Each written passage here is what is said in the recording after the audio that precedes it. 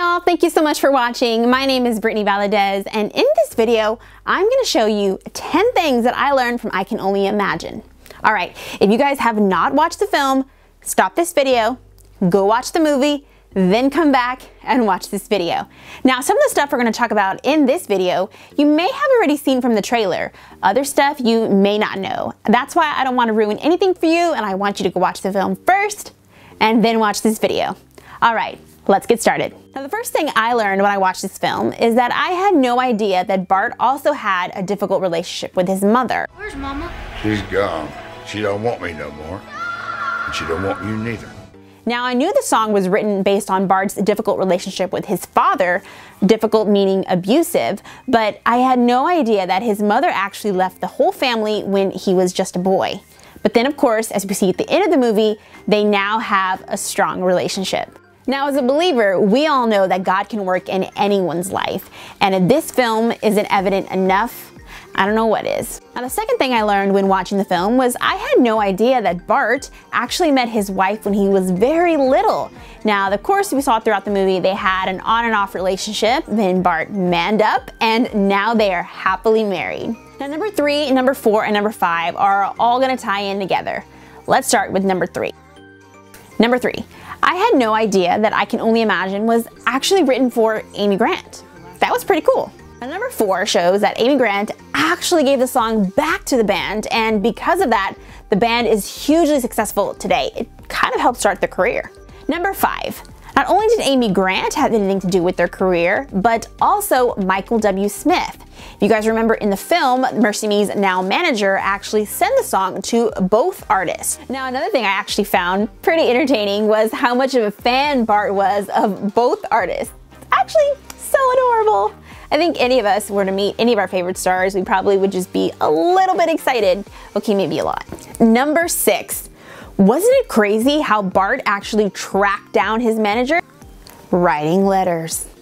Yeah, apparently you guys, it works. Number 7. Now, you guys remember in the film, Scott, played by Trace Adkins, after he received all those letters from the band, eventually decided to check them out and then went on tour with them for a while.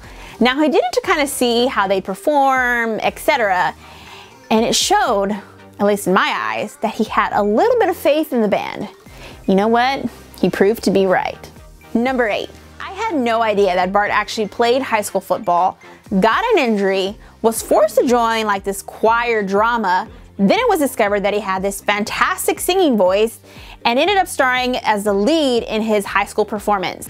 Look, Miss Fincher, I like you, okay? You seem like a real good person. I respect you, but there is no way, ever, at all, ever, that you are gonna get me on that stage. There's a bright golden haze on the meadow.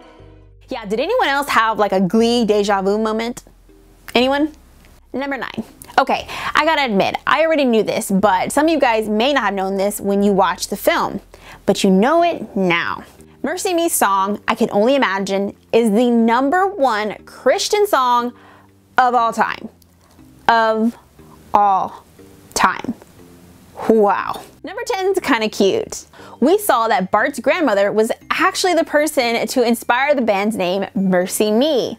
Now, his grandmother, played by Cloris Leachman, would sometimes say, Mercy Me! And then it just clicked in Bart, I guess, or maybe the whole band. They're like, hey, that's a good name for our band. Clearly, it worked. For number 11, this is where you guys get involved. Was there anything that I didn't mention in this video that you also found surprising or that you didn't know? If so, make sure to leave it in the comment section below. Now, I really enjoyed this movie for 2 reasons. The first is it had a great redemption story. It really can show anyone how God can work in anybody's life, no matter what their background or their circumstance. The second thing I liked about this film was it's not too often we see what goes on behind the scenes of a Christian music artist or somebody, and maybe Christian actor, in a film. So to see a movie that kind of has this whole different behind the scenes aspect to it was actually pretty interesting. It got me thinking. It reminded me of this film that I had watched previously called Ragamuffin. If you guys liked I Can Only Imagine, you will definitely like Ragamuffin. It's the true story based on one of Christian music's most iconic singers. His name is Rich Mullins. If you guys don't know who Rich Mullins is, you definitely know his song.